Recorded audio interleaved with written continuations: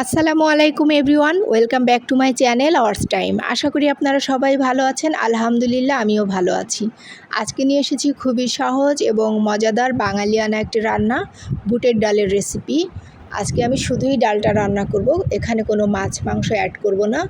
প্রথমে আমি প্যানে দিয়ে দিচ্ছি পরিমাণ মতো তেল। এর ভিতরে আমি রসুন কুচি এবং পেঁয়াজ কুচি 2 টেবিল চামচ পরিমাণ অ্যাড করে নেড়ে নিচ্ছি তেলের সঙ্গে। যখন হালকা কালার চলে আসছে, এর ভিতরে দিয়ে দিচ্ছি 3-4টা কাঁচামরিচ ফালি। আপনারা যে যেরকম ঝাল পছন্দ করেন ঠিক সেরকম দিবেন। আর এখন দিয়ে দিচ্ছি 1/2 টেবিল চামচ পরিমাণ আদা রসুন পেস্ট। 1 চামচের 4 ভাগের 1 ভাগ দিয়েছি হলুদের গুঁড়া, সেম পরিমাণ দিয়েছি ধনিয়ার গুঁড়া, আর 1/2 চামচের চেয়েও কম দিয়েছি শুকনা মরিচের গুঁড়া। সব কিছু দিয়ে পানি দিয়ে একটু নেড়ে নিচ্ছি। পানিটা দেওয়ার পরে অ্যাড করে দিচ্ছি 1/2 টেবিল চামচ পরিমাণ লবণ। এখন আমি এটাকে মিশিয়ে নিচ্ছি। মেশানো হয়ে গিয়েছে, আমি কিছুক্ষণের জন্য ঢাকনা দিয়ে ঢেকে মশলাটা কষিয়ে নিচ্ছি। ঢাকনাটা তুলে এখন আমি এর ভিতরে ভাজা জিরার গুঁড়া অ্যাড করে দিচ্ছি 1/2 টেবিল চামচ পরিমাণ।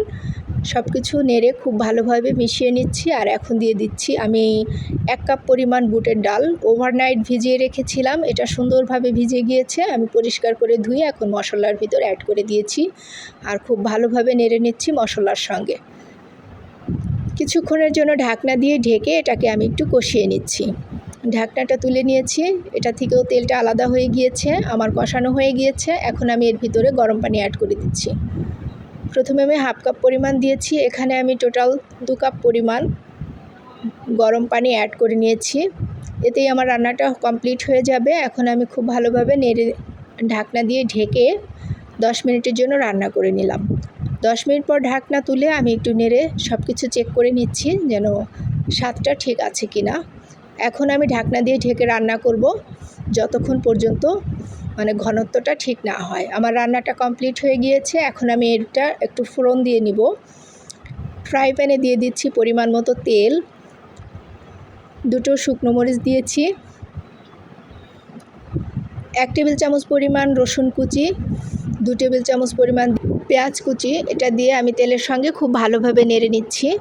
যখন কালার চলে আসবে এর ভিতরে অ্যাড করে দিব 1 টেবিল চামচ পরিমাণ পাঁচফোড়ন এবং 1 টেবিল চামচ পরিমাণ জিরা। সব কিছু দিয়ে খুব ভালোভাবে নেড়ে নিয়েছি। আমার ফোড়নটা রেডি হয়ে গিয়েছে। এখন আমি এটাকে ডালের ভিতরে মিশিয়ে নিচ্ছি। ব্যাস, আমার ডাল রান্না কমপ্লিট। এটা আপনি সকালের নাস্তায় ভাত, পরাটা, রুটি সব কিছু দিয়েই পরিবেশন করতে পারবেন।